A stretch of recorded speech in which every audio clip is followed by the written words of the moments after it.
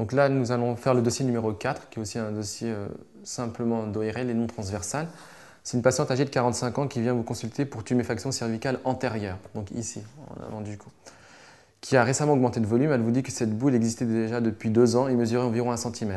Elle a peur d'un cancer thyroïdien puisque sa sœur et sa mère ont été opérées d'une telle tumeur, donc aussi de tumeur de la thyroïde. À l'examen clinique, vous palpez une tuméfaction ferme aux dépens du lobe gauche de la thyroïde, mesurant 3 cm, mobile par rapport au plan profond et superficiel. Donc comme je vous ai dit, toute tuméfaction, il faut voir la taille, caractère inflammatoire, caractère douloureux, voir si c'est ferme ou non, voir si c'est régulier ou pas régulier, et si c'est mobile par rapport au plan superficiel et profond, et voir s'il n'y a pas des anopathies associées. Elle n'a pas de signe clinique de dysthyroïdie. Ça, c'est un gros réflexe à avoir. Dès qu'il y a un problème à la thyroïde, voir s'il n'y a pas une hyperthyroïdie, une hypothyroïdie. Premier réflexe, dès que vous voyez le mot thyroïde, voir si elle n'est pas en hypo ou en hyper. Les aires ganglionnaires cervicales sont libres, donc ça c'est comme tout examen ORL.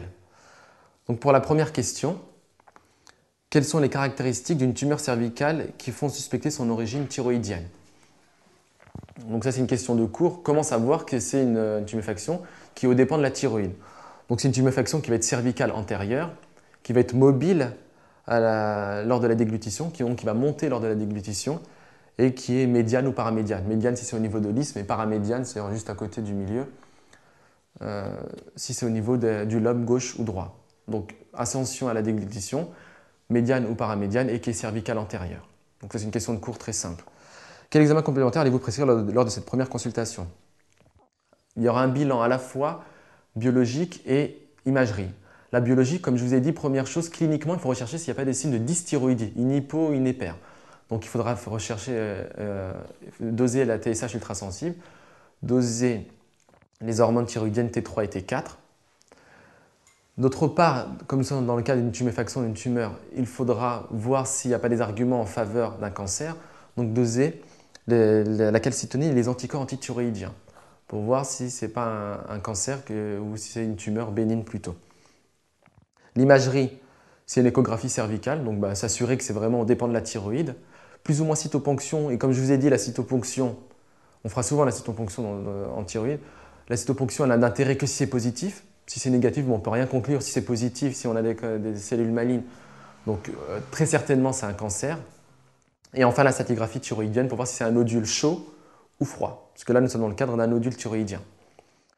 Question numéro 3. Ces examens vous permettent de mettre en évidence un nodule froid isolé de 35 mm de plus grand diamètre, localisé dans le lobe inférieur gauche de la thyroïde. La patiente est d'autre part en euthyroïdie, très important, c'est-à-dire qu'elle n'a ni d'hypo ni d'hyper. Vous lui proposez une intervention chirurgicale. Que devez-vous vérifier lors de cette consultation avant de l'opérer, qui a une valeur médico-légale? Il y a une question que j'aurais pu poser aussi, quel est l'intérêt de l'intervention chirurgicale? L'intérêt, c'est de retirer le nodule, donc un interdiagnostic, pour voir si c'est bénin ou malin, et thérapeutique, parce qu'on l'aura retiré. Parce que ça peut être disgracieux, ça peut la gêner.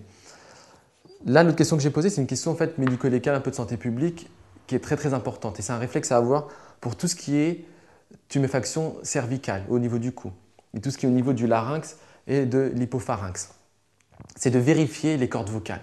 Lors de la nasofibroscopie, vous allez demander au patient de dire A ou I et de voir si les cordes vocales se déplacent bien.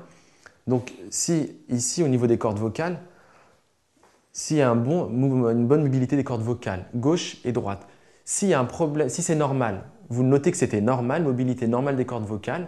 Ici, il y a une paralysie, il faut vraiment la noter. Noter le côté et noter l'importance de la paralysie et noter la position de la corde vocale. Si elle est latéralisée, si elle est en médiane ou paramédiane. D'accord? Donc il faut vérifier la bonne mobilité des cordes vocales avant toute intervention de la thyroïde parce que grâce à la nasofibroscopie, pourquoi? Parce qu'il peut avoir une compression du nerf laryngé. Expliquez-lui les principes du traitement chirurgical. Question 4. Donc ça, c'est aussi une question de cours. C'est une intervention sous anesthésie générale. Quand on vous demande d'expliquer l'intervention, il faut dire si c'est une anesthésie générale ou une anesthésie locale. Donc il y aura une partie exploratrice. Au début, on va explorer la thyroïde, explorer les parathyroïdes, le nerf laryngé, le nerf récurrent. Il faudra donc aussi retirer donc après avoir exploré la thyroïde, les parathyroïdes, avoir vu les nerfs récurrents, retirer donc la tuméfaction. Donc faire une cervicotomie exploratrice, une loboïsmectomie, c'est-à-dire prendre le lobe gauche et prendre l'isthme. Et on envoie en anapathe, en extemporané. C'est-à-dire que pendant l'intervention, on envoie la pièce pour un examen anatomopathologique et eux, ils nous répondent dans la demi-heure s'il y a une lésion bénigne ou maligne. Si c'est malin, on fait une thyroïdectomie totale. Si c'est bénin, bah pour le moment, on va refermer et on verra l'examen histologique final au bout d'1 semaine à 2 semaines. Si c'est vraiment bénin, on ne retourne pas à la chirurgie. Si c'est malin, il faudra réintervenir, faire une nouvelle intervention pour compléter la thyroïdectomie. Donc thyroïdectomie totale si signe de malignité à l'examen extemporané. Curage ganglionnaire selon l'examen, le type anatomopathologique. Si c'est un cancer, selon le type anatomopathologique, il faudra faire un curage ganglionnaire. Donc l'exploration des sites parathyroïdiens, je l'ai dit au début, c'est dans la cervicothorax exploratis.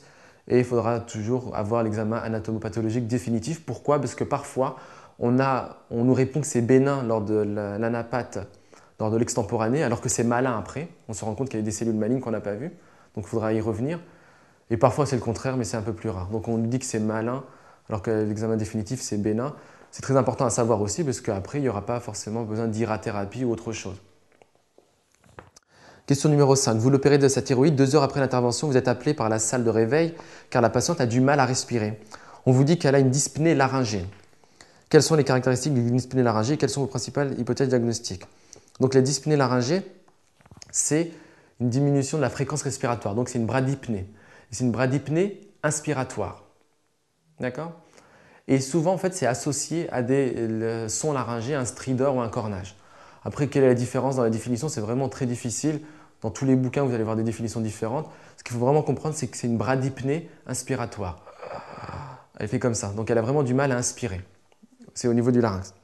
Donc avec des tirages. Et les tirages, c'est au-dessus. C'est-à-dire que vous allez voir une dépression très importante sus-sternale, sus-claviculaire et intercostale.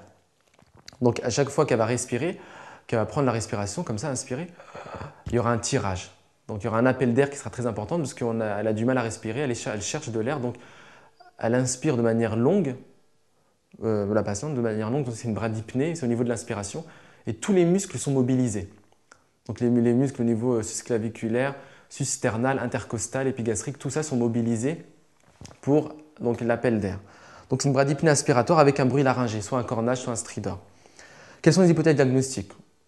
Les hypothèses diagnostiques, elles sont évidentes. Soit c'est un hématome compressif, donc ça c'est le risque de la chirurgie. Soit il y a un hématome, donc au niveau il y a quelque chose qui a saigné, vous avez mal cautérisé. Et donc ça saigne, donc c'est facile. On réintervient, on évacue l'hématome et on cautérise. On regarde ce qui saigne et on traite le saignement. Soit c'est une atteinte du nerf récurrent. À ce moment-là, ça c'est plus grave. C'est une paralysie récurrentielle bilatérale. Donc dans une paralysie récurrentielle bilatérale avec une paralysie, avec un blocage des cordes vocales, à la limite si c'est un blocage, les cordes vocales elles sont bloquées en ouverture, tant mieux, mais si c'est un blocage alors qu'elles sont en fermeture, là c'est très grave. Il faut faire une trachéotomie en urgence. Donc si c'est un hématome, on l'évacue. Si c'est un blocage des cordes vocales en fermeture, en position médiane, donc là on va le faire, comment on va le savoir? On va faire une nasofibroscopie, on va regarder la mobilité des cordes vocales et leur position. Et dans ces cas-là, il faudra faire une trachéotomie en urgence.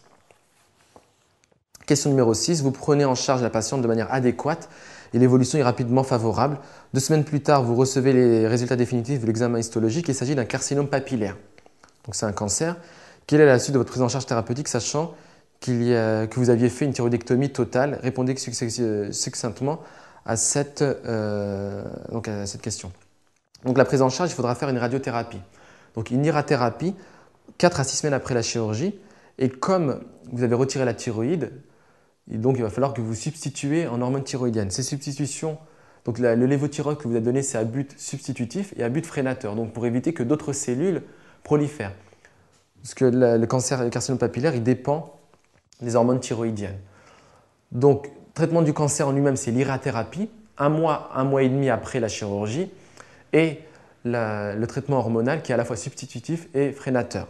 La surveillance, c'est toujours la même chose, clinique, biologique. La TSH, il faudra la surveiller, les anticorps anti-thyroglobulines. Et enfin, faire une scintigraphie à l'iode 131. Donc voilà, c'est un dossier très simple de thyroïde. Il n'y avait pas de piège. En dehors de la question numéro 3, de la valeur médico-légale, il faut toujours vérifier avant une chirurgie du larynx ou de l'hypopharynx, vérifier la mobilité des cordes vocales et le mettre dans le dossier, c'est une valeur médico-légale. Donc voilà, c'est terminé pour le dossier numéro 4.